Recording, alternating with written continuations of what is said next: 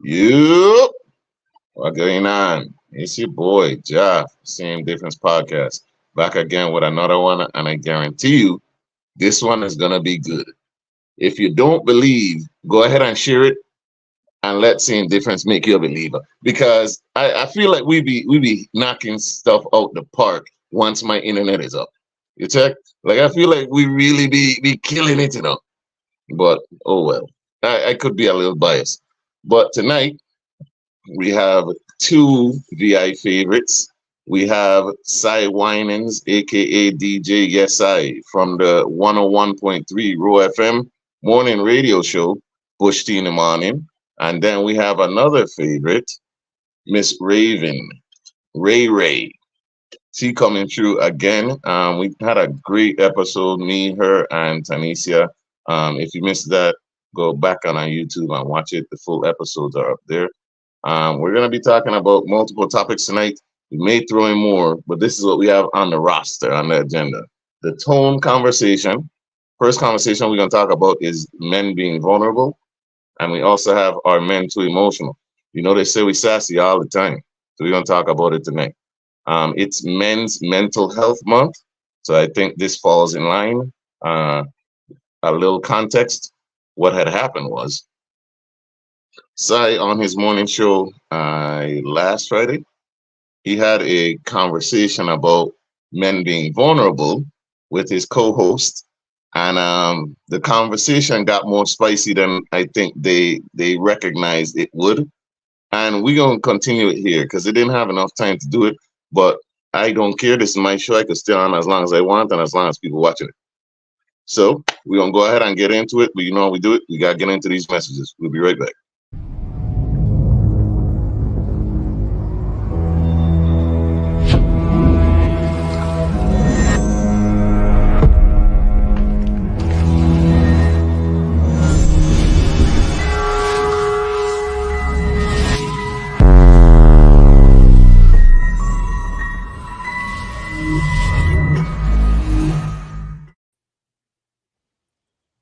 Hey, epic shit only over here. I don't know. I don't know if it was my internet. It froze for a second. I got nervous. Anyway, it's probably me, man. Can you hear me? Can you hear me in the chat? Let me know. Am I freezing? Hey, they see and Raven. Hi, guys and girls. Y'all didn't know this was going to be a formal episode, did you? All right. So we're going to go ahead and let you guys introduce yourselves, even though you really require no introduction. First, we always start ladies first. Ray, can you go ahead and introduce yourself? What's up, everybody? It's your girl Ray, aka Ray, aka your favorite mainlander. Okay, I am not one that is for a lot of words, except when Ja or DJ Yessai trigger that. So today's episode, okay, it's gonna be amazing. She's ready to be triggered. Yeah. Okay. All right, DJ Yessai, the big man. Go ahead and tell the people, man. What's going on? It's your guy DJ Yessai, DJ, radio personality, producer. Yeah, man, I'm here. We ready to get into it, man. It's crazy how some of these our videos kind of run into each other. You know what I mean? We always kind of pick up because we got a time constraint on the show. And then we got a time and a language constraint on the show. So we can't really not here. Exactly. So it's yeah. People come on here and they be like, "Can I cuss?" I do it all the time. Right. just as long as you don't cuss like a real Crucian, like every word is a F. Like chill with that. You know what I'm saying? Yeah. But yeah, no time constraints, no language constraints. Just go ahead and please, the only thing that I ask, do not ramble. When you come on my show, please don't get into no rants. Go ahead and say what you gotta say, land your plane and get out the way. Let somebody else go on. Right. Yeah. So I'm gonna start it off with this clip so we could go ahead and set the tone. All right.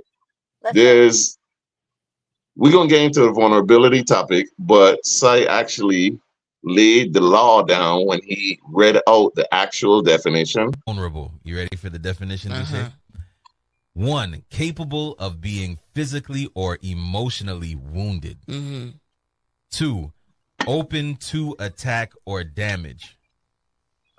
Synonym, assailable, right?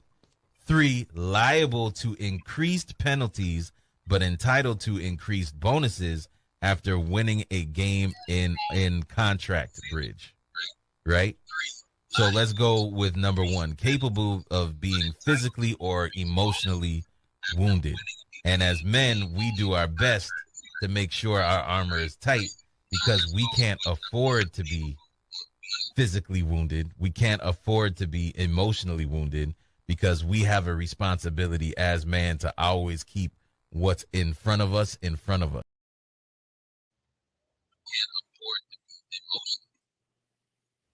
Yeah.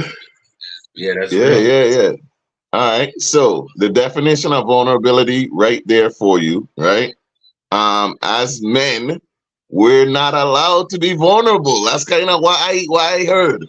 That's what my feelings filtered and translated. Sai, you want to break that down for me? Yeah, if we're gonna be if we're gonna be honest, if we're gonna be really using the word vulnerable in the right way, nah, we can't be. We definitely can't be. We can't afford to be wounded. We can't afford to be hurt. We are the protectors. We always have to be at a certain level. And you know, that third definition was kind of hearing it back, kind of caught my eye. The only time to be vulnerable is if it's in strategy to win what you want, right? If you're going to act like you're vulnerable or let out a certain vulnerable side to let somebody else's guard down, it's only used as a strategy to gain a better position. So, yeah, sticking with the definition of being vulnerable, nah, we can't be vulnerable. Ray, what do you think there? You got a face like I want to say something. The only thing I'm going to say, and this is going to be a very unpopular opinion, is that I think that a lot of women kill the chance of men being vulnerable because they look at vulnerability as a man being weak, right? When they say, well, tell me, express. So you're trying to create this space for this man to express himself. But then when he expresses himself, you call him weak, or you say, oh, that's what girls do, or whatever the case may be. So it's like, pick your poison. Which one of these do you want? It's nothing wrong if you're emotionally intelligent, and that's something that you will hear me say a lot of. If you're emotionally intelligent, you know that your partner needs space and room in order to grow with you. It's a part of how you get to know who they are, figure out what triggers them, figure out, the in-depth details that you need come from vulnerability. So if you take that away from a man, then I feel like you're kind of setting him up for failure. You're setting yourself up for failure because you're not giving him something that honestly, not just women need, but men need that space too. So I feel like women have killed a lot of the space for men to be vulnerable. Ooh, I like that answer, and I agree with that answer, and I'm glad that a woman said it because it usually falls on deaf ears when a man says it. Darren says, "I see SD budget gone up." No, no, no, sir. We still poor. Send money, send stars. My enemies are after me, and they gaining. All right, but but as far as vulnerability, um, so I agree with both of you. Not saying that it's right that we don't feel like we can be vulnerable. I think the issue is we get put into a box. We keep hearing what men should do, what men should be, and that's that we should provide and protect, right?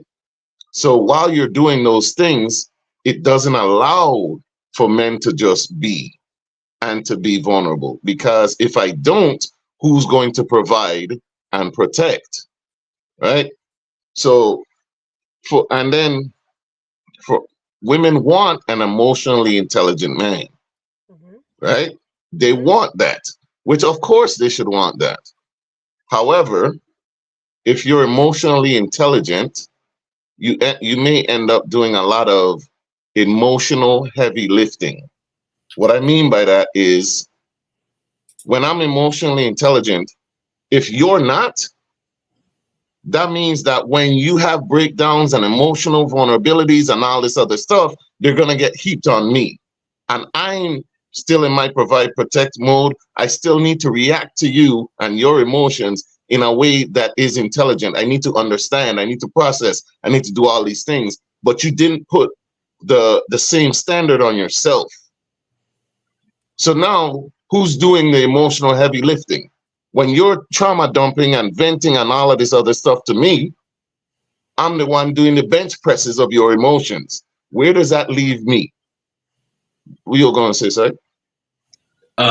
Picking up on what you're saying, because it's like I'm a stickler for definitions, and sometimes that could get annoying, but it says emotional intelligence is the ability to manage both your own emotions and understand the emotions of people around you. None of that in that definition says you got to spill your guts or you have to, like you just said, dump on somebody else, right? Because when you're dumping on somebody else, do you have emotional intelligence? Are you thinking about the ability for somebody else to handle whether it's your trauma, your dilemmas, and you're putting that on somebody else to solve? You know what I mean? So it doesn't necessarily equate like vulnerability, being vulnerable, and having emotional intelligence are two different things. And even in the definition of emotional intelligent, it says you're managing your own emotions. You are dealing with Correct. you and understanding the emotions of other people at the same time. So that's kind of like two for just kind of keeping your mouth shut a little bit. Uh, so the thing with that, right? Why do you think um, men are trained or we get put into that box where it's like it seems like the only choice is for women to have emotions, us to keep ours to ourselves and handle them and deal with them responsibly and don't let them out in the wrong way. Why do you think we end up that way? Raven, you want to take that one? You coming to me first. I felt like it should go to a guy first before it comes to me. Felt like I had the last words with the definitions. Okay, so Josh, say the question one more time. One more time for me. Why do you think we end up in that box of men need to handle their emotions and deal with them, or you get labeled sassy and whatnot, compared to women? Women are allowed to have their emotions. Why do you think that standard is there? Honestly, I feel like some of these standards are man-made, right? If we're gonna be honest, a lot of the standards are man-made. I think that they do have to do with some of the things that we've had to deal with as people of color. If I'm gonna be honest Do with you you, do you mean like specifically made by men or like man made in the generic sense? in a generic sense, I'm not saying like just man-made, but I'm saying in a generic sense, right? I think that men feel this pressure to always produce, and I feel like that comes from number one. When we deal with a lot of people that are very spiritual, they say, well, the man is the head of the household. The man should do this, do that, do this, do that, right? Women, on the other hand, are taught, well, you are supposed to keep up said household. So that means that you're supposed to deal with the children, deal with this, deal with that. So women are taught to be nurturing. You should be the nurturer instead of men being nurturing. Men should only provide, right? And again, that's how you interpret the word that you're reading. So I think that for most people, they have taken what they've learned from their childhoods into how they treat others. And then they turn around and say, well, that's how my mom treated my dad, or that's how I saw the women in my life treat the men that they were, close to, basically letting them know, like, yo, if you're not, keeping it together, if you're not being strong, then what are we doing? You're being too emotional. So that's what I think. I think it's just based on how you grow up, what you're surrounded by, and things like that. Because I know some men who were raised in homes where the father was very open with his affection, his love, and his care, And it shows up in how that gentleman now treats his family, his children, and things like that, right? So I feel like it has to do with that too.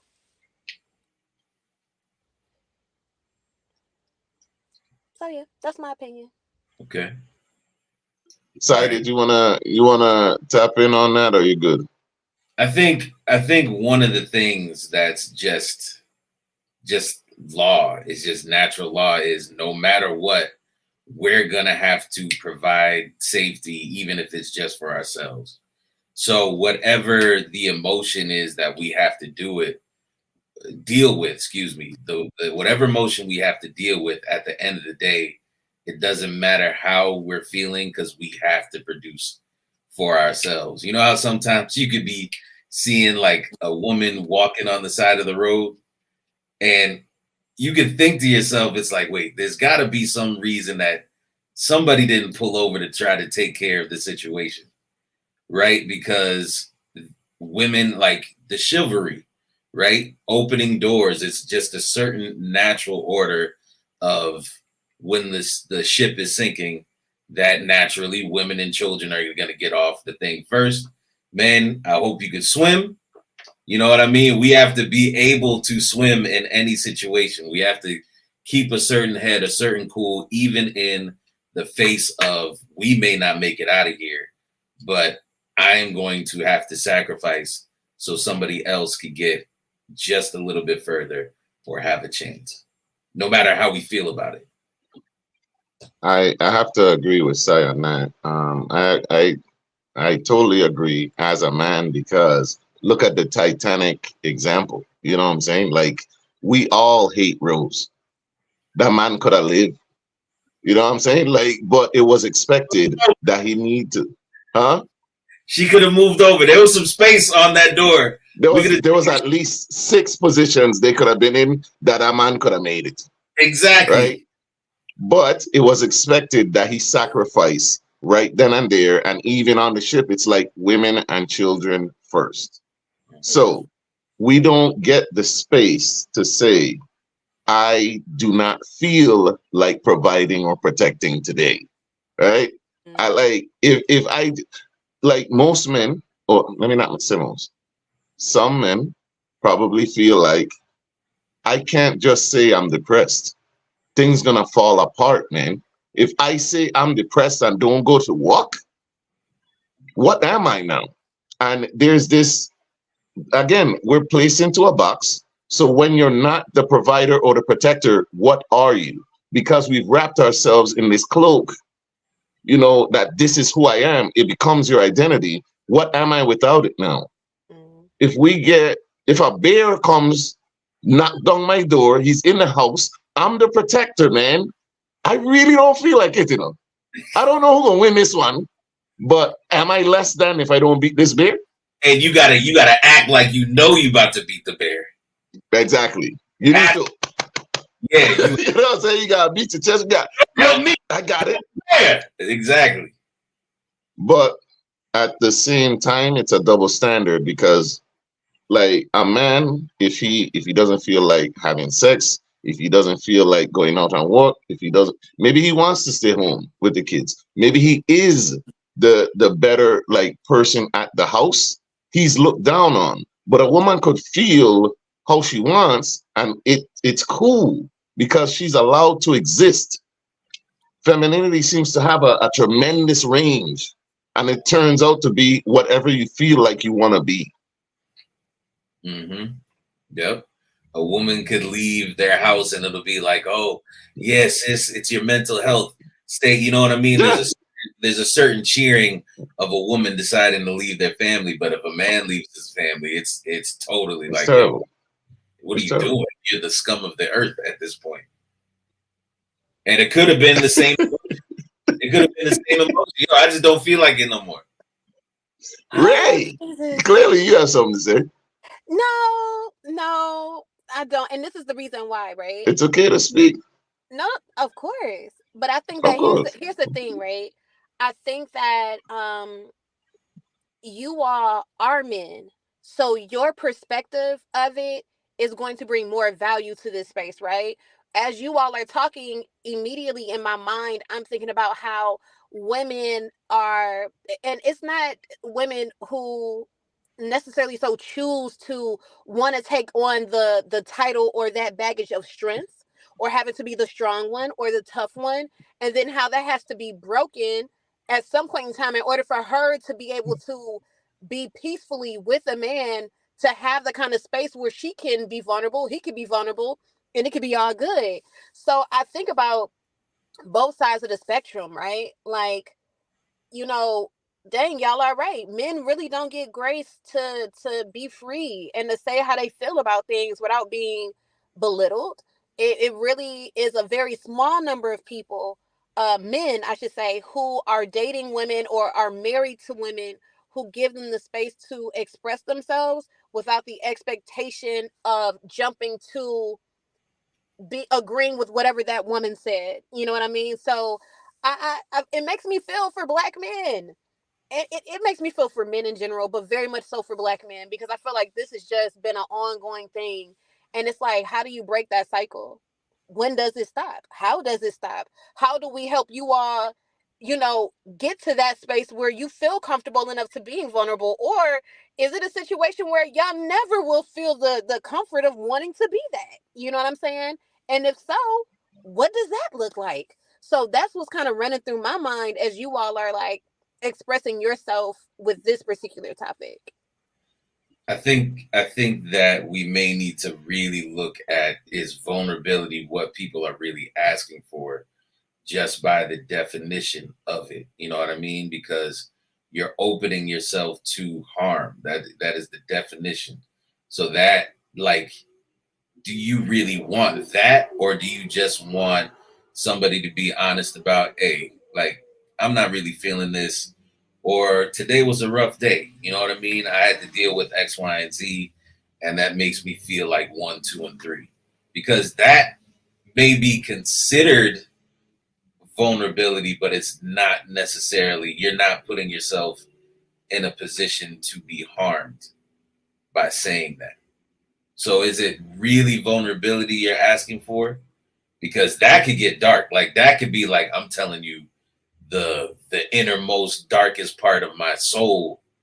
And if we're gonna say, quote from the Bible, the heart is desperately wicked, and who can know it but God, right? So I'm about to open up and say some really like crazy stuff that could open me up to a world of whatever. Like, I'm handing you a knife to be able to harm me by saying certain things. And is that what you want? Or do you want, like, just a level of, tell me how you feeling?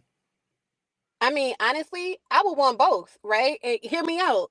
I'm saying I want both because I would want you to know that regardless of whatever happens with us, if you hand me the sword, I'm never going to kill you with it.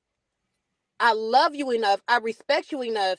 I have opened up the door for you to trust me enough that you would hand me that sword and know I would never put you in a space that would put you in a space to be harmed, right?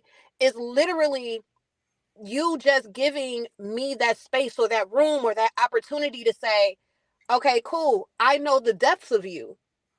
Because for me, I can never be with somebody or married to someone who does not know the depths of me. The depths of me required, that's what makes me who I am. My hurts, my pains, my sorrows. Because just because you may see me smiling all the time doesn't mean I have it all together. But I want to be able to go to my safe space, my person, and be able to know that regardless of whatever we go through, even if we decide to end whatever, that we are still safe. Your secrets, your truths are still safe in this space with me. So I'm going to say I'm the type of woman that I would want both, respectfully. All right, Woo! I have one question. Right, That that's was deep. a moment is deep. Now the question comes, or the counter question, is that the case, or is that based on your feelings? Because what if this person was to do and say and all of this stuff, but then you feel like maybe you've been betrayed? Do you say, like, you know what? I'm about to, and it could not be you, right? It may not be you, because I feel like you have a different level. of what we're talking about, emotional intelligence. Mhm. But there's a lot of women that are out there that feel like, "What, you did this to me? Okay, I go and bam, bam, put this out, bam, put that out." You know, That's the is that majority. based upon a person's how you're feeling that in that moment? Let You me get tell what you I'm saying? something. That's the majority of people. The majority of people. And when I say majority, I will safely say over 90% of people, over 95% of people would turn around, and in the moment that you make them very much so upset about something that they feel is just unforgivable, that they would turn around and say or use whatever you did against them. That's not the person that deserves your sword. You understand what I'm saying? The person that deserves your sword is no question. Let me tell you something. It's been people I've dated in the past, whatever, who have told me very deep things that I will go to the grave with because you trusted me with something. That's my respect. That is my integrity there. And because I would never want something like that to happen to me, why would I spew that out to somebody else? Which brings me back to something that I've said before. People kill me when they say, I want you to be honest with me, but they cannot handle honesty. Number one. Number two, they cannot hold water. When you are in a relationship with somebody, that is your space with your person. The world does not matter. It is y'all. Y'all locked in. So if you're sitting here and you're telling me that you locked in with me, but then we have a bad day, and then you go and you want to tell your bestie about the bad day that we have, now you want to, tell bestie. Bestie is now mad. Family is now mad. People are now mad. And then they turn around when we get it together. Now all of a sudden it's like, oh, well, she going back. So you open up the door to mess and drama and trauma. No, thank you. So I'm saying that when men decide, because a woman cannot force a man to give up his sword to her, right? When a man decides that, I really would think that he really has taken a deep dive into the longevity of the relationship that he has with that woman to be able to say, like, all right, cool, I'm good with this, we can do this, you know what I'm saying? I know it's not gonna go anywhere, and I trust that, right? And go from that point. So yeah. So I have a point, right? But I think this video needs to come in at this moment, and then I'll state my case. Okay. Cause say, you had a caller. You had a caller during this show, and that's when it really turned up, right? And I'm gonna just play the clip, man. Money, what's going on? I'm almost confused, guys, because there's a whole sector that you guys have just missed out on. The Okay. idea But give it of to us. being vulnerable. Delete that out of the system right now. The vulnerability of a man is what creates killers. What did he say? Yeah. Men, when they are vulnerable, and when they allow themselves to be vulnerable, that is a particular trait that a woman has. A woman is naturally vulnerable. A woman is naturally emotional. When men become vulnerable, they become more emotional. A man is supposed to be stoic. A man is supposed to be that backbone, not just in a relationship, but in society. That is why when we see other men misbehaving, men who are stoic, men who are not vulnerable,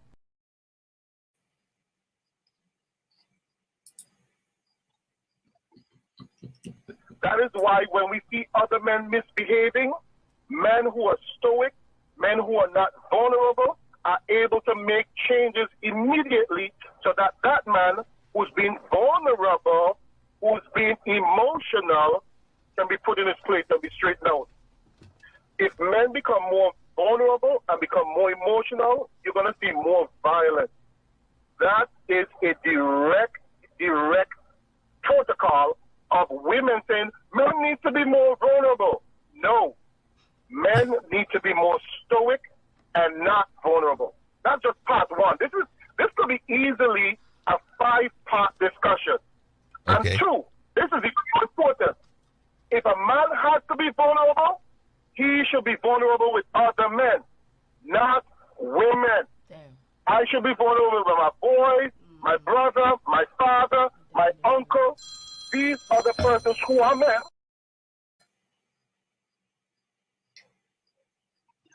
see One that more. in everyday society. We see that on social media. Two things. One, if a man is going to be vulnerable, he should be vulnerable with another man that he trusts. Father, uncle, brother, somebody who he feel one of his close boys. And two, if men are more vulnerable, they become more emotional. More emotional men make bad decisions. It's the worst thing to have in our society. That's my piece. Let me hear what you guys think. Who Okay. hurt you? Oh my gosh.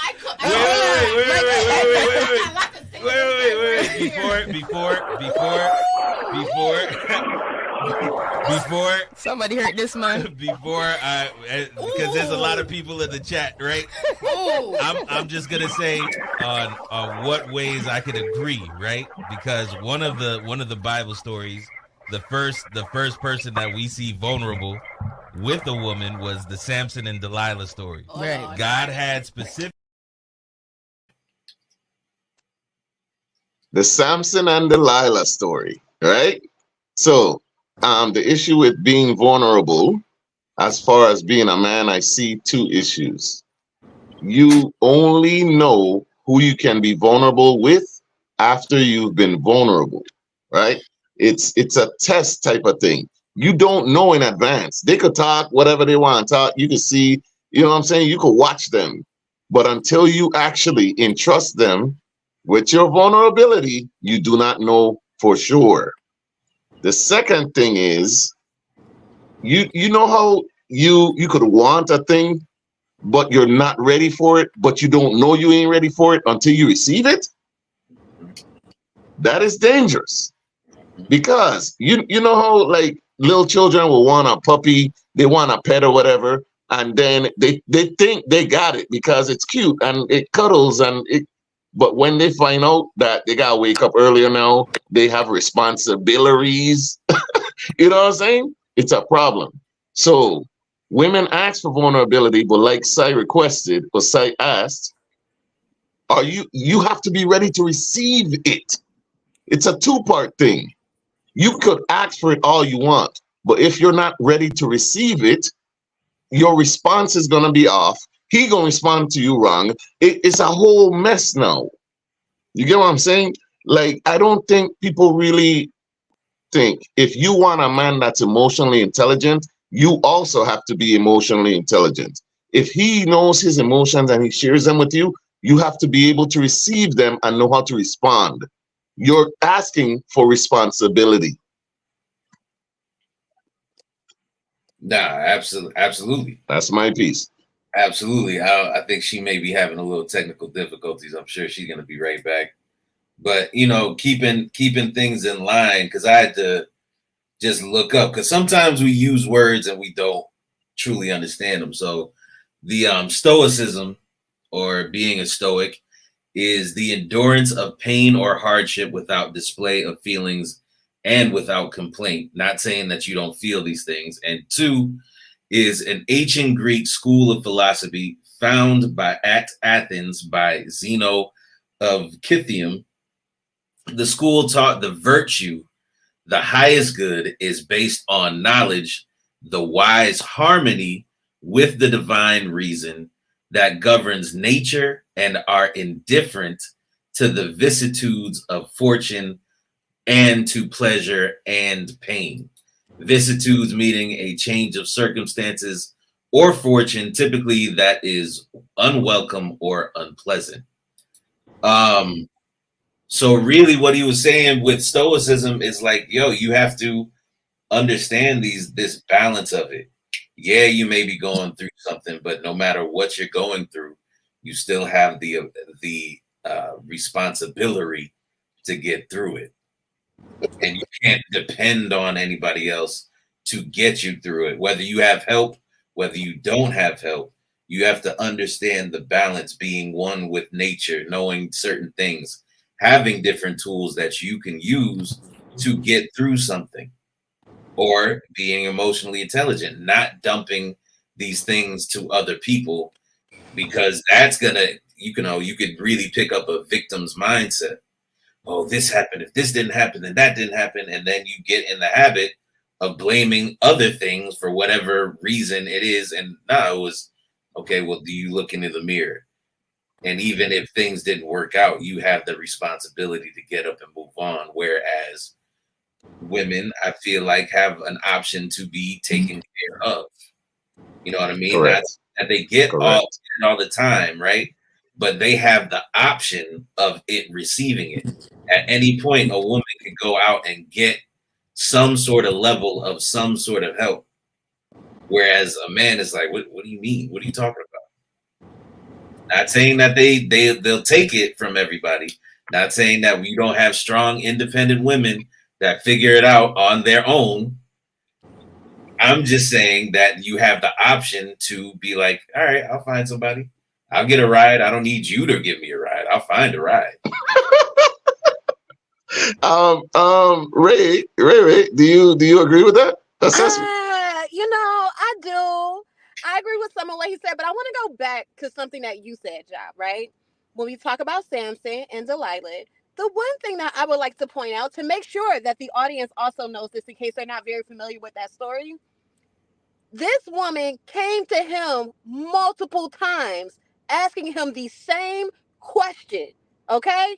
And every time she asked him, he gave her an answer, and then she would get up and say, the Philistines be upon you, or Philistines, however you pronounce it, right? They be upon you. Every time. So she showed him the truth up front multiple times before he got tired of her asking the question and then just gave it all away. So, on one hand, did she absolutely betray his trust? Absolutely. And we're not going to give her a pass on that. But can we please put on Samson some of the responsibility that he should take because she did it multiple times and he never once stopped to question, dang, why does she keep on asking me the same thing over and over again? Right? So I just want to toss that out there. If we're going to talk about Samson, I feel like we need to toss that out there to say he had multiple times to know that she was not it. Because number one, Can we I just said what I can said. we agree? Can we agree that Samson was not known for his brains? He was known for his strength. We absolutely can. We can. But Okay, friend, I but got a even question. yeah, if he got played even and he played himself. but even if he wasn't known for his strength, he was not a stupid man. He was very smart. Every time he had to go up against somebody who did something foul to him, he always came out on top.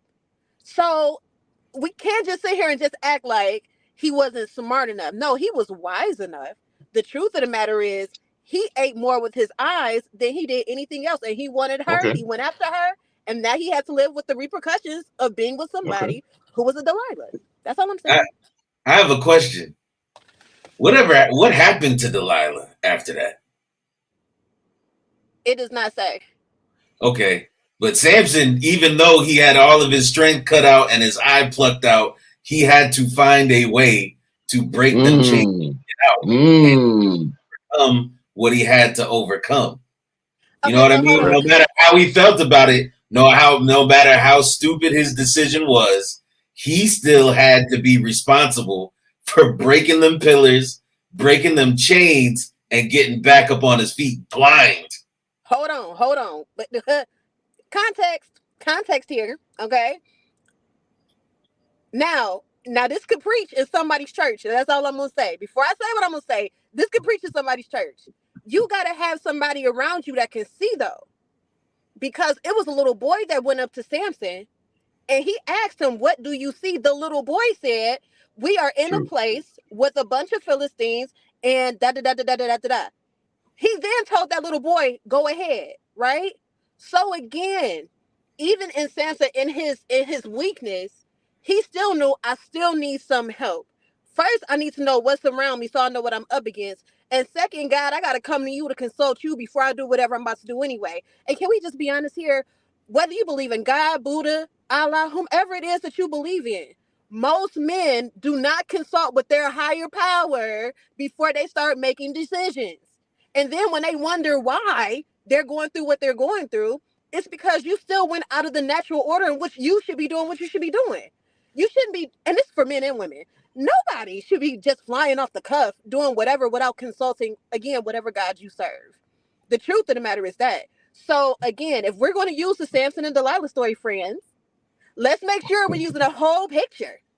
Uh-huh. and not just the part where he got played. Okay. Okay.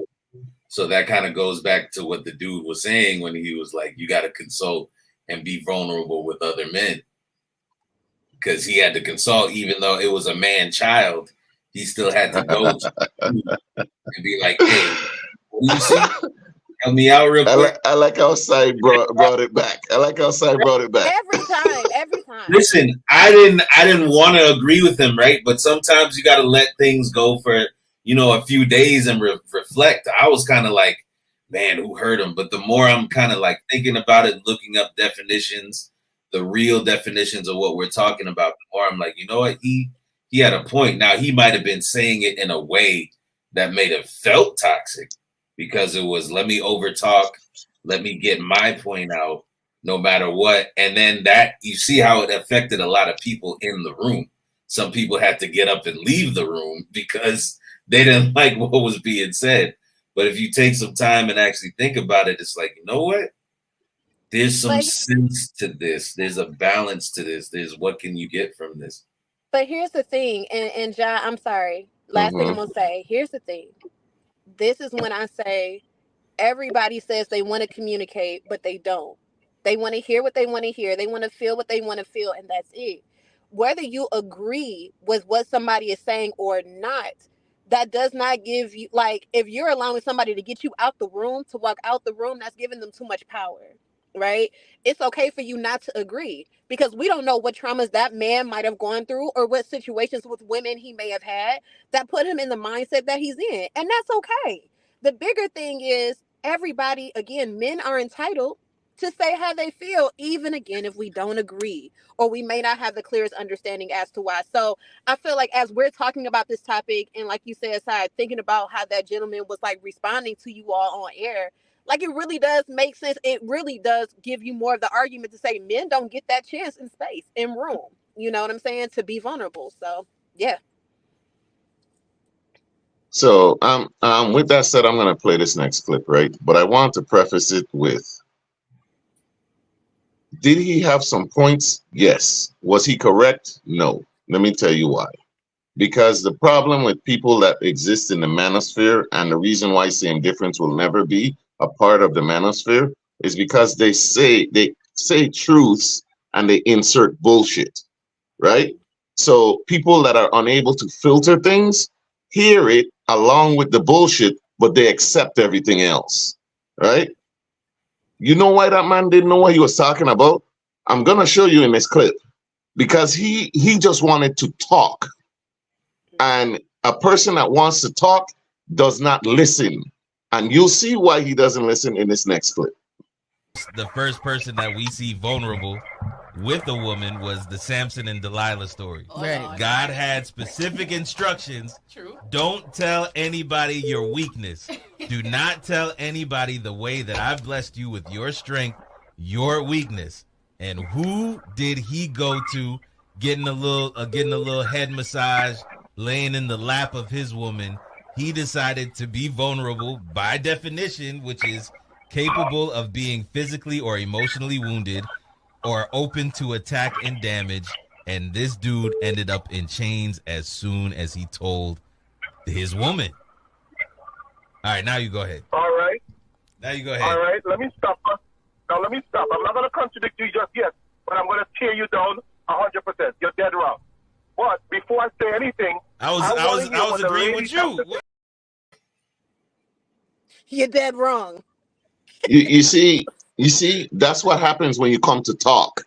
You're not even listening to the point where he didn't even understand and recognize that Sai was agreeing with him. He was the only person in that room that agreed.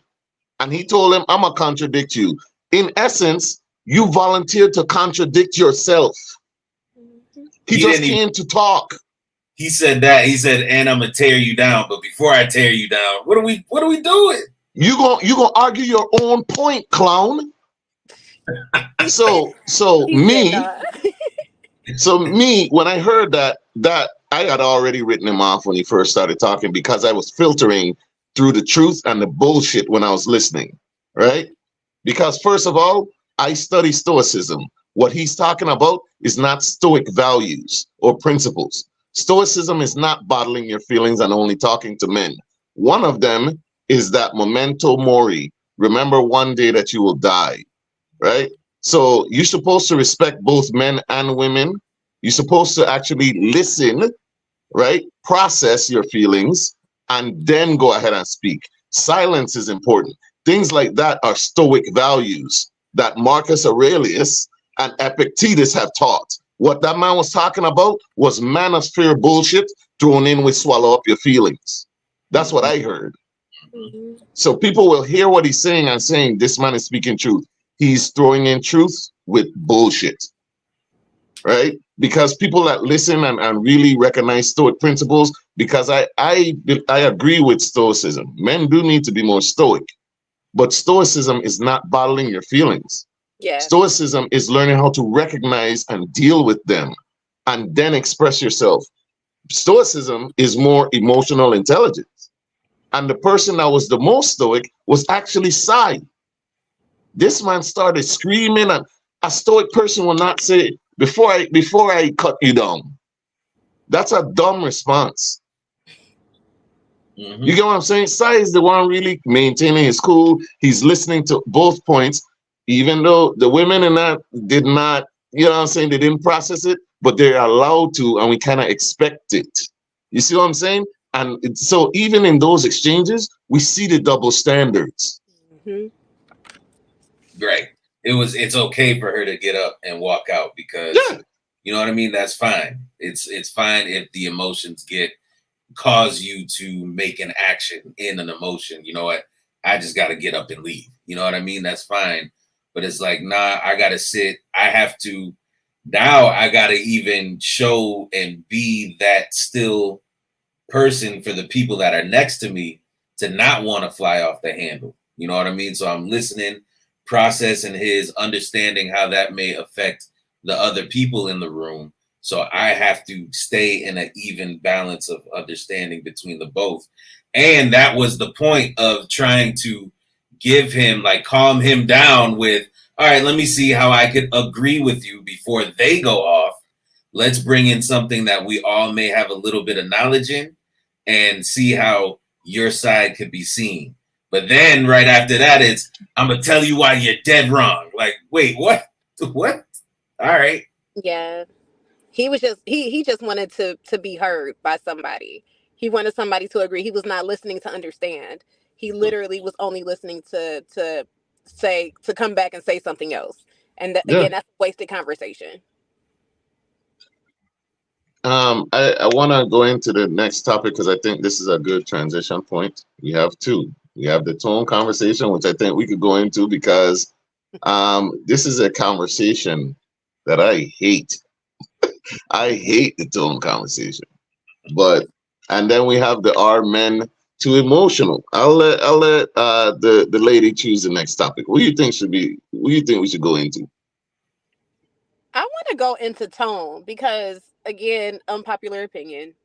I feel like ladies' Hmm. tones be off the hook before a man's tone is off the hook. But yeah, I would rather go into tone. Okay. So to set the tone, what do I have? A clip. Check. I got another clip. And I think this explains how I feel about it perfectly. Because I feel like tone, even though it matters, the message is the important part. Right? And I think too often we get sidetracked because of tone and trying to police people's tone that we miss the message, especially on social media. Here's the thing about tone of voice when it comes to is something like mansplaining or whatever. This simply comes down to the way that men and women in general communicate. Usually when you talk to someone or you're explaining something to someone, you do it in a way that you would want to receive that information because it's what you're most comfortable conveying. Men don't think about tone of voice and about feeling as much as women do. Men are usually a lot more straightforward and curt, which is why women say it's not what you said, it's how you said it. And men will be like, it's not what I meant. That is a lack of being able to step outside of yourself and listen to what someone is saying and not how they say it. It is a skill and a sign of maturity to be able to go tone deaf when someone is speaking to you. What I mean by that is listen to what they are saying and not how they are saying it. The way that you interpret their tone might hurt your feelings or might be misconstrued, but it's truly the contents of the dialogue that should matter. Not that someone should intentionally hurt your feelings with their tone, but I would say most of the time that that's the case, it's unintentional. But a lot of people could save themselves a lot of headache if they would just listen to what's being said and not how it's being said. And like Ricky Gervais said, just because you're offended doesn't mean you're right. All right. That I agree completely with this because what I think a lot of men and women get into this. It seems like there's a gender war, but what it really is a heap of misunderstandings, right? Men and women converse differently. That's a fact. Like when I talking to my homeboys, whatever I'm saying is gonna be short and to the point. You check? Like I could tell my homeboy, you're fucking up. You can't tell your woman that they know. And we just converse differently. So, but instead of looking to understand how we converse, we listen for tone. And it's like, if he's up here, he must be mad. When that's not, I could be passionate. There are different levels to emotions, right? What I'm saying, like I could be talking about the football game and I'm not mad. I'm passionate about what happened. I'm reliving it right now and this is how I feel. And I'm not mad. If I use curse words, it doesn't mean I'm cursing at you. I just curse. You know what I'm saying? And too often the conversation derails because of tone. But what do you think? You want me to go? Okay, go ahead. No. Go ahead. Go No, ahead. you think you started it.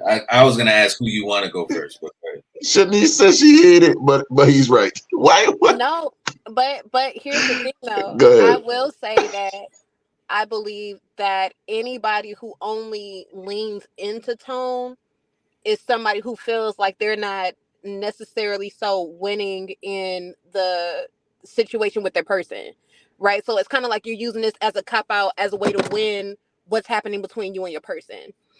On the opposite end of that, I'm very big about how I have conversations with people, which means that I don't believe that I have to argue with you to prove my point or to have my way. And that's how a lot of women start to function, right? In the emotion of, I need to manipulate to get what I want in case my man or my person is not giving me what I want. When it comes to tone, as you said, yes, men are very passionate. Men can be very stern sometimes when they say certain things, and it's not because they hate you or mad at you, right? But at the same token, a woman that is with her man long enough knows, yo, he's mad about this, or he's exasperated about this. So how do we get from this exasperated point to a point where we're calmly talking to one another so we can hear each other, right? So it goes back to what that gentleman was saying of, we have to be able to communicate without you being stuck on how it sounds. Hear what I'm saying. And I feel like that's very fair. I will say that there have been times that I would have to tell my person like, hey, yo, look, I hear you're starting to talk louder, and you talking louder is not helping this. As a matter of fact, is making me want to match your energy and give you what you're giving me, right? So I think in the space of safety and maturity of your relationship, if you know that tone is something that bothers you, then you have to be the emotionally intelligent one to say, all right, I see where he's going. I know where I am. I know how this makes me feel. Let me take a beat. Let me not make it all about his tone, but let's really get down to the nitty gritty of what the issue is actually. So I agree with a lot of what you said, Jai. I will say that again, asking the majority of women, not all, but the majority of women who function out of nothing but their emotion to not take tone seriously. It's probably some women watching this right now like, what do you mean not take tone seriously? Tone is a part of the conversation. It can be, but if that's what you hyperfixate on, then that's not really helping. So that's what I would say about that. And context matters. If I'm Yeah. talking about if I'm being vulnerable with you, I'm talking about something that bothered me in my past, right? Because I've had this happen where I was talking to a woman and she would police my tone. It didn't matter what the conversation was. I could be talking about something that from my past that when I talk about it, I literally relive it. And she would try to bring my tone down. And it's like, so here I am spilling my guts to you. You concerned about how passionate I am? You want me to be less passionate in what I'm talking about? You Um, are you listening? right, right. Are you listening to what's being said? I feel like there's a lot of truth in that, and I think there's a threshold too, because you were given the example of when you talk to your boys and you could say a certain thing in a certain way, but when you're dealing with the person that you don't know off the street, are you policing your own tone to say, all right, am I communicating well, or am I talking in a way that's going to escalate a situation between me and whoever I'm talking to? Am I doing my best to keep a certain tone that's going to say, that's going to be one stern? It's like, yo, we done. I'm not even interested in taking something there or to the next level with you at all.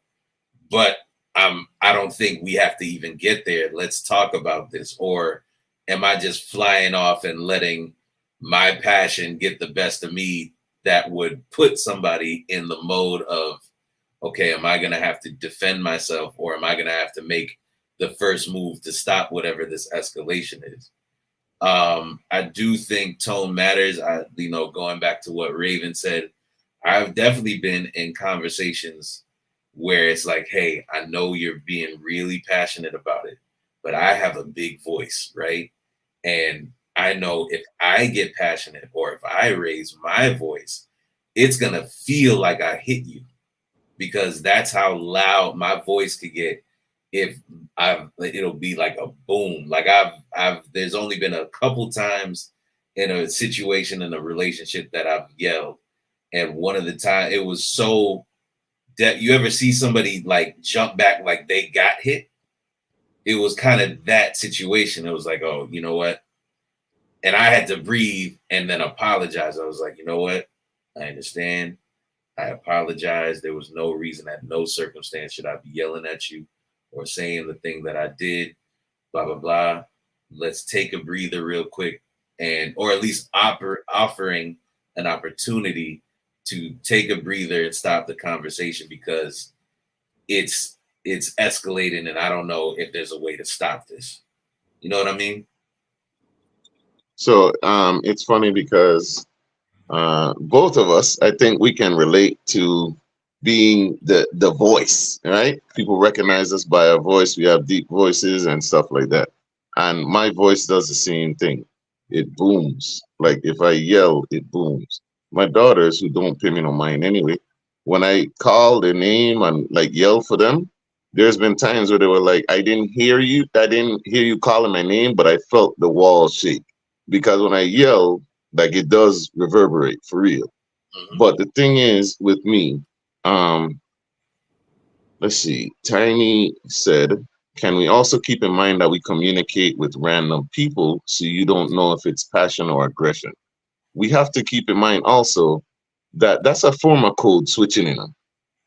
For me to have to pretend that I like to try and estimate what's the correct tone for every single person that you meet, it's exhausting, right? So maybe you should ask, especially if I don't know you. I've had people try to police my tone on the internet that don't know me. You are a stranger that lives on an app in my phone. Right. Why are you telling me to use different words? Why are you telling me you don't know me? Not trying to understand what I'm saying or anything, but you try and tell me, oh, that can't be what you meant. You must have meant this. How? You know what I'm saying? And then get offended because you tried to police my tone and I wouldn't let you. Mm-hmm. That tone thing, it derails conversations, like real conversations. I've had people, because I don't know if you guys really check the comments and stuff on Same Difference. There's people that be arguing, there's people that get into it and all of that stuff.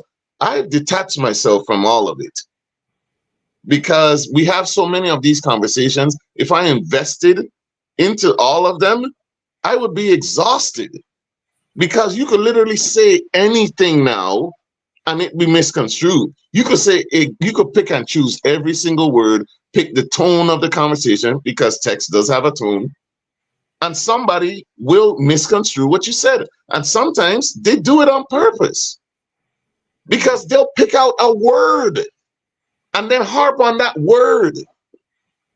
Like, I think we need to get away from the tone thing and check for meaning now. Like, we really do. I understand that tone means a thing because, like, if you talk to me in a certain way, you're disrespectful now. I get that. You can't disrespect somebody with your tone. But I think for me, meaning is what I look for. Yeah. I don't think you're wrong. And I feel like before you police somebody or say something, you should make sure it's like, hey, the way you said it, I feel like it was coming off this. Should I take it like that? What did you mean exactly? You know what I mean? You have the opportunity to talk about it, figure out a way, and it's like, all right, did you mean it this way? Because it came off this way. Let me make sure that it's not that before I respond to something that you do that was totally not the way that it was meant. You know what I mean? Yeah, I totally agree. Let me show a thing about tone with messaging, right? I had a partner. He was married, right?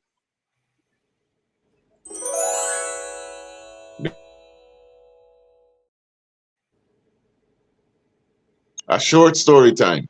I had a partner. He was married, and they got into it or whatever. And you know how marriage is or whatever. Off and on, you get into it.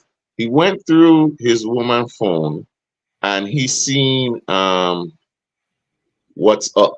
That was the only text message that he seen in the phone, right? Now, for anyone on the outside looking in, if you see what's up, no reply, it probably means nothing's going on, right? You know, this man started an argument. Like, I know what what's up mean. I know what I say when I I know what I mean when I ask what's up. And they got into a heated argument over that. So this is why, like, tone, like, we need to tone it down because you could see whatever you want to see. I think everything that people see, they filter it based on their experiences, what they've done, what they've been through, etc. We need to keep that in mind, that maybe I'm filtering this and maybe I'm not looking at this correctly. Because if WhatsApp could start an argument, think about like all the things we talk about. I think that response just showed his insecurity of what he was dealing with inside. You know what I mean?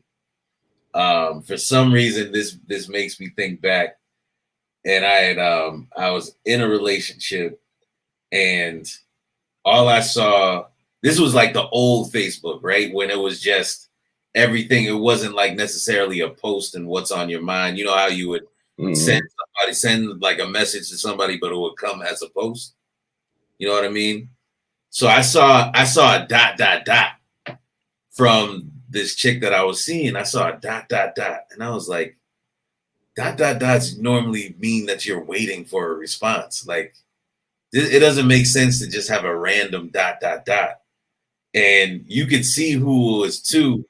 So I clicked who the message was to, and then I saw all the corresponding messages that she was deleting. Talking about the door is unlocked, all you have to do is come in. I'm like, oh, okay.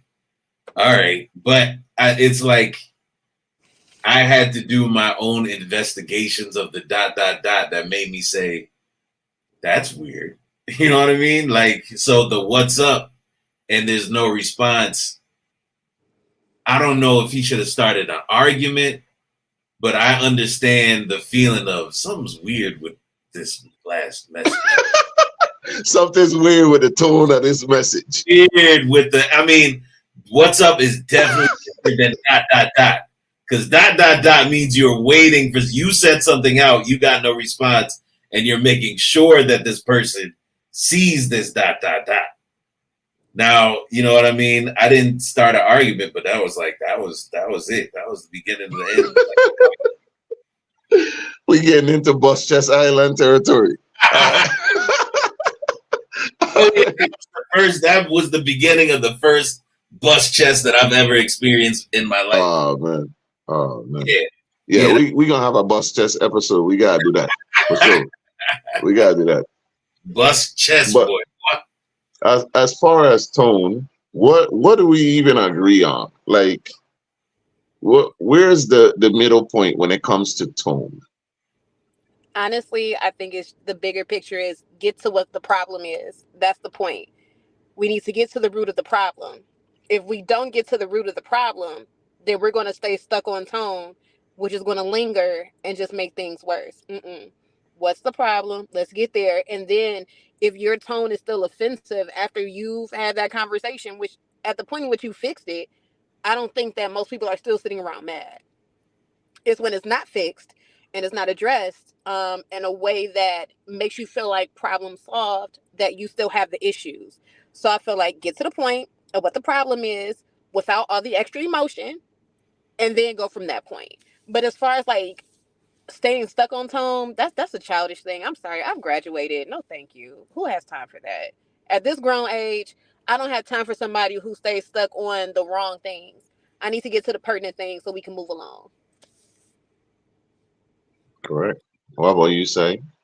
I think it's important. I think it's very important, but don't get stuck there. Don't make it a thing. Explore and get to the opportunity of, hey, do you mean this? Because it was said, it's making me, I could be missing what you're trying to communicate just in the way you said it. So before I do that, I just want to circle back around and get to the understanding of what you're communicating or trying to say. But to be like, no, well, you can't talk to me like this because and that becomes a thing. One, that could even be a scapegoat.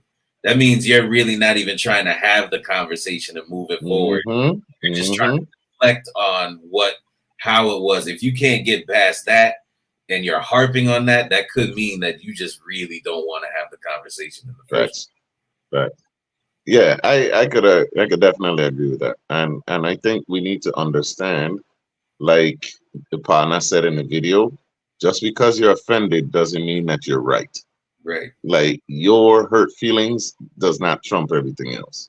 That's right. And we need to try to get to a place of understanding, because I've gotten what's up with that dry good morning? I'm busy. You know what I'm saying? Like it was even to a text tone. Text has a tone, but it depends on the receiver, how they receive it. Because my good morning wasn't dry to me. It was just, I'm busy. You know what I mean? So, but good morning. Sounds like you was dealing with a water sign. If not a water sign, like you were dealing with a Gemini. Ain't you a water sign? I am. Anyway, we sassiness. Sassiness. Tone, the problematic one. But I feel like that's more Scorpio. That's not Pisces. But go ahead though. I ain't gonna get into it.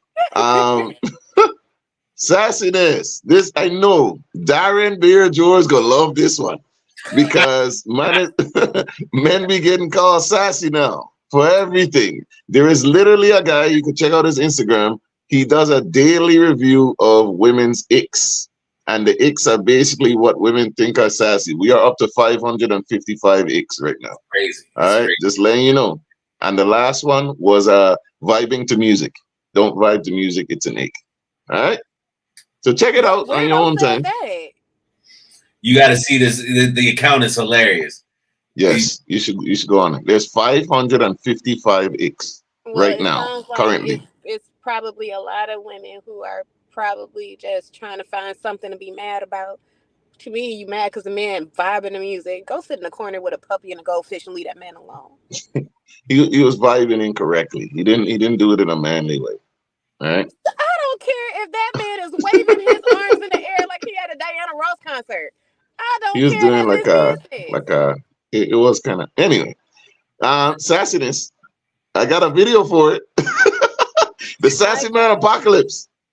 But we are in a sassy man apocalypse, so you know. The men going into their soft girl era, these niggas need to tighten the fuck up. Put your big boy pants on. Don't nobody want no soft ass nigga. And that don't mean you gotta be from the trenches. That don't mean you gotta be in the streets or whatever. I need me a man who can make me feel secure in my femininity. I want to feel like I could surrender myself to you. Like you could take full sense of dominancy and I could just fall back and be a pretty bitch. You understand what I'm saying? First of all, before she gets talking about the kind of man that she want to be in her soft girl era, whatever. Ma'am, you sitting over there acting and moving and grooving like the person that you don't want to be. Like, stop it. Like, it blows my mind how women have such large expectations of men. Like, when is the last time that a woman really sat back and thought, I wonder if I go outside dressed in this piece of lingerie, that a man would actually approach me respectfully and say, hey, how are you doing? Instead of his first thought being, oh, she's hoeing. Like, at what point in time do the icks or whatever, like, when does it stop? Because it's like you saying you want a guy that gives it to you, but you over here, her whole demeanor to me was very masculine. It was very masculine. It wasn't giving you want to be a soft girl. It's like you a hard girl. And then again, it's the internet. So she might be in that era of her persona on the internet is being that tough type girl. But behind closed doors, she might be as soft as a pillow. Who knows? But at the point in which I just saw, child, bye. I don't want nobody like that trying to tell me whatever they want, need, or desire, and you over here acting like that. Absolutely not. Man, to F up, nigga, I want to rest in my femininity. She acting like she's sitting on the porch with a like, cigarette. it's the only thing, exactly. Bitch. Like you just got a pack of cigarettes saying, hitting the box, talking about something, I want some more. Get away. Get away. Right. She be smoking cools. Swoop, so, all right, this sassy thing, right? This is gonna come off different coming from me, but first of all, the feminine masculine talk, I wish that would stop. First of all, because those things are energies, right? And men and women have both energies. They exist within us both. Like before you were born, right? When you were cooking in the womb, at some point you were both. If you're a man, you were a woman at one point. It may have been a small point in time, but you were. So those energies exist within us both. Whether they're in balance or not, that has nothing to do with anyone outside of yourself. Okay? That's first. The sassy thing. I think that there is something to be said that there are men that are very emotional and sassy. Yes, I agree that there are some sassy men out there, and I think it's more than it used to be because more is being allowed and we're in a different era. Is this a sassy man apocalypse? No. I think that more men are starting to recognize that, become more emotionally intelligent. And because there are women that aren't able to recognize or understand it, they call them sassy. Because there are things that shouldn't even be in the same vicinity of the word sassy that are being called sassy. Like me wanting a woman that reciprocates my energy, that has nothing to do with being sassy. That has everything to do with me wanting to be valued the same way that I value you. That's all. And I'm seeing a lot of that, talking about men want to be chased when most men just are asking for reciprocal energy. That's it. However, Lil Uzi Vert and what they got going on, it's different. He just want to rock, John. He just want to rock. He's rocking. He is rocking. He's rocking purses. He's rocking Balenciaga and Chanel, and that's them. They're on that shit. That's different for me. Yeah, man, I feel like it goes back to full circle to what we were talking about, how women just have the option to kind of do and act and say and be what they want, which is great. You should be able to do that. It's like the same time you asking to be vulnerable, but you want the aggression, right? Somebody, I think it was Candace, big up Candace. She was like, she wants the poetic thug, right? The motherfucking gentleman, the one that's gonna be, did I catch you opening your own door, bitch? Get the fuck back in the house. You know what I mean? I'm about to open up the door for you. Something like this weird mix between a thug and a poet. Somebody had said they want Tupac. It's just an interesting thing. And one thing that I've heard before is the argument about submission. I think it was Jill Scott. It was like, you know, whoever could tell me what, you can't tell me what to do. But if you could tell me what to do, you could tell me what to do. Whereas there's a certain type of masculine energy that is going to allow a woman rest in their femininity. And it could be with finances, it could be with a lot of different things, but it's not like we haven't heard that and even understood that to a point that if a man is too feminine around their woman, it could make the woman feel like they have to balance it out by being more masculine. But the sassy apocalypse, I think people are being a little bit too critical. Like you said, it was at 500. I remember one of them was just smoking hookah was sassy. You know what I mean? There was a lot of things on that sassy list. It's like, wait, what? Like loving your mom. I don't know. It was crazy. Puffing that Magic Dragon. I'm kind of on board with it. I didn't say I disagreed with all of them. I didn't say I disagreed with all of them. Like hookah sassy, John. Like you blowing that smoke and that raspberry strawberry. Like I don't know, Pimpin. You know what I'm saying? Is it the flavor, or is it just the act of smoking hookah? It's the whole thing. You're passing around a thing that you're putting in your mouth, and then you're blowing out this raspberry dream. And this is not a magic show, Pimp. Why are you blowing out smoke? You know, the way it's this whole. It's really lame to me. It's really lame. Okay, but I don't like to see it. That's just me. You don't like to see hookah. I feel like you gotta get off that dragon. I feel like the list is nothing but an exhaustive list of women's preferences. That's all. Correct. That is, right? Correct. Now, when you talk about hookah, right? Hookah has become this huge popular thing that people do. But typically, you would only really see men who were of like Indian, Arabic type of descent doing that kind of thing, right? And they typically would do this amongst each other in fellowship with one another, right? So it wasn't necessarily so fun fashion and all this other kind of things that most people use that for now. I can understand if it's just not your jam. I get it. Because it's not mine either. Personally, it's just not mine. And it's not mine because the way that I was brought up by my father, my uncles, brothers, all the men in my life was that men don't want some woman who smokes, whose lips turn the color blurple, right? You don't want your lips to change colors and you out here just looking a hot mess, right? That was what was ingrained into my soul. So for me, it's just certain things that I just typically steer away from or I just don't do just because of how I was raised. But I will say there's nothing wrong if anybody has a preference. That's your business. The problem is when you want the world to agree with your preference to make you feel better, that it is your preference. That is the problem. And if you're going to have a preference, you can't be upset. Y'all seen the balloon popping joint, right? Oh, if you have a preference, you cannot be upset that the preference that you want may not want you. You cannot be upset if somebody tells you what you thought, you know what I'm saying? You wasn't prepared for it. So I'm just like, hey, if you can take it, if you can give it, make sure you can take it too. Yeah, I agree.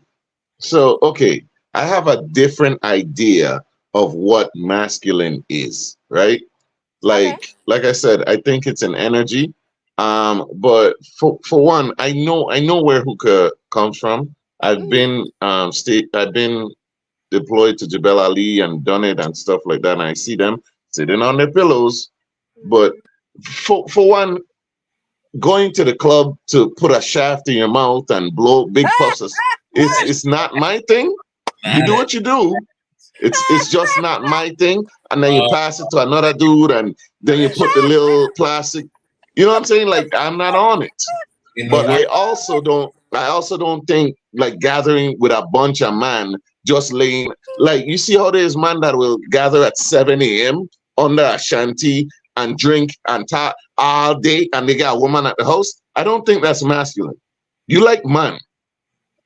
You check what I'm saying? Like, why are you up so early to be up under man? you I've know, had men tell me that I'm pussy whipped because I prefer to stay at home with my woman.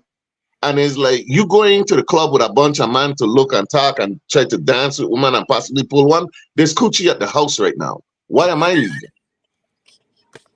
You get what I'm saying? Like, y'all be with man too much. But go ahead. That's my piece. I think the worst part about saying what you just said about the shaft, the only argument you could come back with is it's just the tip though. It's not like you using it's just not good. It's just not good. You on mute, Jai. You on mute. You on mute. And then when you're sharing it, right, you have a protective tip that you put on top of it, I'm right? sick of both And of how do you you. hold it? And It's getting you worse. feel me? I It's am getting sick of both of worse. you. It's getting worse. It's I'm not sick getting of both any of you. better. Am I lying? You not Let me wrong. know when I lie. Let me when you go to the hookah spot, and I love Velvet Haze. I ain't trying to stop your business, fam. I'm just saying, when you put a little plastic protective rubber on the thing, and then you s- you literally, anyway, it's fine. Hey, dog, I can't look at it the same no more. After you said that word, I can't even look at it the same no more. Doggone it. Man, what was he talking about?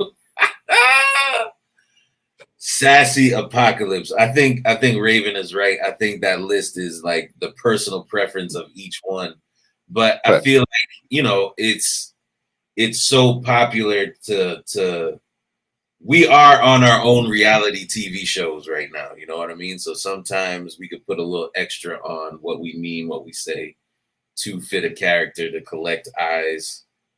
Um, and we may not really feel a certain way, but we'll do a little extra just because people are watching.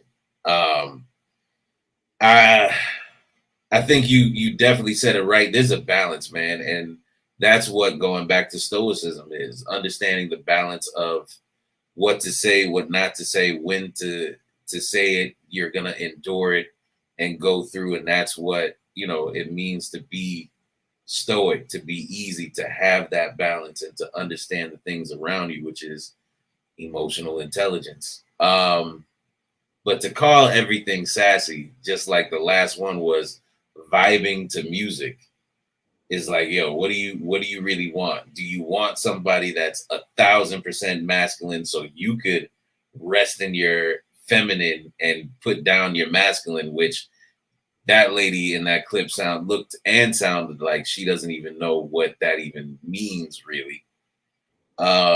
It's just a But I feel like if they got what they wanted, then they would flip that from being, oh, he's not just being too masculine, but now he's a narcissist because he's mm, too masculine. Now, mm, I said I wanted a man to protect me because there's a video going around. This guy said, you don't want to be with me. I want to be the one to know where you're going, when you're going, who you're going with. So I want to be able to pick you up and all this other kind of stuff, right? And there was a lot of women that were under that post saying, yeah, yeah, I want that. I need that. And I'm like, you've got to be a fool. This person is bat crazy. What you mean you don't want me to go hang with my friends? What do you mean you want to be the only person in the world to take me to and from any place that I have to go, right? But it's like they want that level of obsession. And this is what I tell people to be cautious of, especially women. You out here saying that you basically want this man to be obsessed with you. When a man is obsessed with you, he literally will lose his whole mind over you. Why would you want to be responsible for something like that? Why would you want somebody to be attached to you like that? That's dangerous. We hear about the stories in VI. The guy turned around, beat the girl, and then said, "Yeah, call the police." What? What? So it's like, again, you say you want this overly masculine, got it all together, whatever. Let me tell you something. I want somebody who we can build together, be great together, love together. It's not hard together. Every moment it's not going to be amazing, but you know what? We don't disrespect each other. We work together to make the dream work. That's it. Y'all out here making these whole lists, letting the world know, like, yo, you must want to be alone with 100 cats in your house. I'm for real. It's a lot of women who live like that. You want to be the one who's always single amongst your married friend group. You want to be the one who has nobody to talk to at the end of the day besides the repeats that you always go back to because you still haven't learned your lesson yet. But I digress. So when you say that you want all of these things, nah, babe, you're not ready for what you're asking for. And I think you said it earlier. Careful. If when you say you prepare for something and you want it, because if you get it and you screw it up, the only person that you can blame is yourself. And then you're always going to be chasing after the high of what you had because you're never going to be able to get that back again. But I digress. But go off, sis. Keep on. Y'all keep on with the list. Y'all keep on saying how men sassy. Y'all keep on being out here trying to dog men out to the point of no return. Keep on being out here so you can stay lonely. Keep it up. One day you're going to get enough of it. I think I love how all of the topics they mesh well. You know what I'm saying? Everything came full circle with all of these topics, and I think it's a culmination of people asking for things that they are not ready to receive. So you're asking for this romantic thug that works a 9 to 5 but sells drugs on the weekends, but is rich, but is still always available, but he writes poems, but he enjoys shootouts. You know what I'm saying? You're asking for all these things, and again, it goes back to where you're putting men into this very, very narrow box that, and then when you say you can't find a man, is it because the box that you've created, nobody could fit into that? Is that possible? Because you want all of these things. At no point did you turn around and say, am I ready for what I'm asking for? Because I've seen so many posts, right?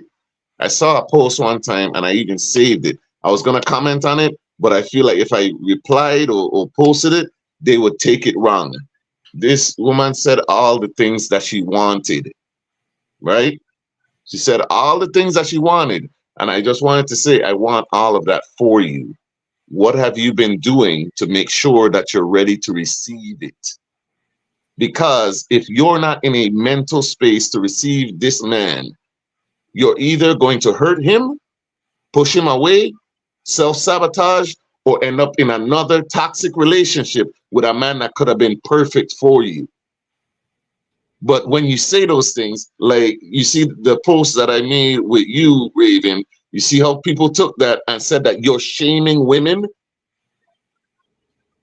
They said that Raven is shaming women, saying basically that, hey, all she was saying basically is assess who you're with and why you're doing the things that you're doing. A woman got on there and said that she's shaming women. Some people ain't ready. Some people ain't ready for that. She felt ashamed. That was her. It wasn't she was Yeah, exactly. She the felt feelings. That's what it was. Hey, listen. Your feelings do not make you right. Facts over feelings, man. Like, but oh boy. All right, this is a great episode. This is a great episode. Can't wait to chop it up, post the edits. I knew it would be. I appreciate everybody for coming through. We're gonna have you folks do your final words. Starting with Raven, what's your final words, Miss Formally Dressed? My final words to everyone is for anyone that is experiencing Father's Day without the father figure in their life that they wish was still here but is no longer here. My encouragement to you is that you are wrapped in love, light, and positivity. That you do something that will honor that man, whether it's go to his favorite restaurant, eat a favorite food, have a favorite drink, or something. Live in the light of love that they gave to you. And also, just always understand you're a work in progress. You're not perfect. And at the end of the day, you're doing something right because you're working on yourself. So, with that being the case, peace and blessings, everybody. Woo! And Sai, what are your final words, sir? I don't know how to come back after that because I don't think anything matters. It matters too much after that one. You know what I mean?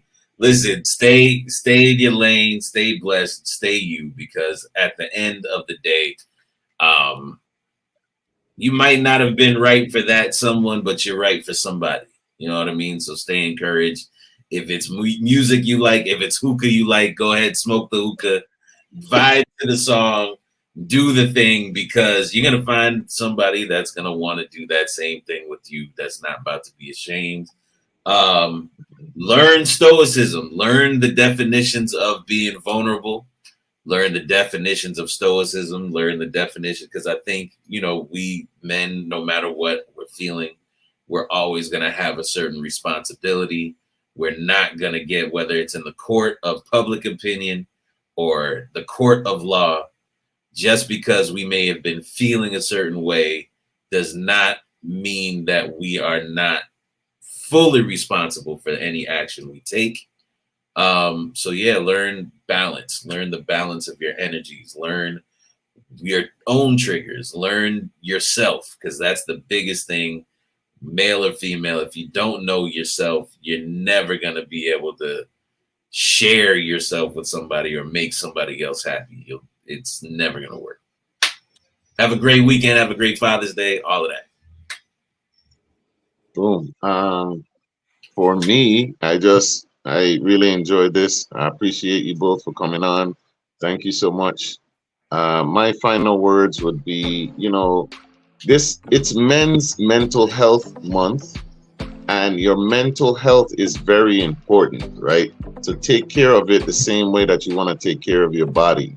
Your mind controls everything else. Men, you are not wrong for being emotionally available. You're also not wrong for setting standards and boundaries that protect your peace. All right? So go ahead, love completely, don't love stupidly. All right? So thank you all for coming through. That is Miss Ray. That is Sai the Guy. And I'm Ja. This is Seeing Difference. We love you. Peace.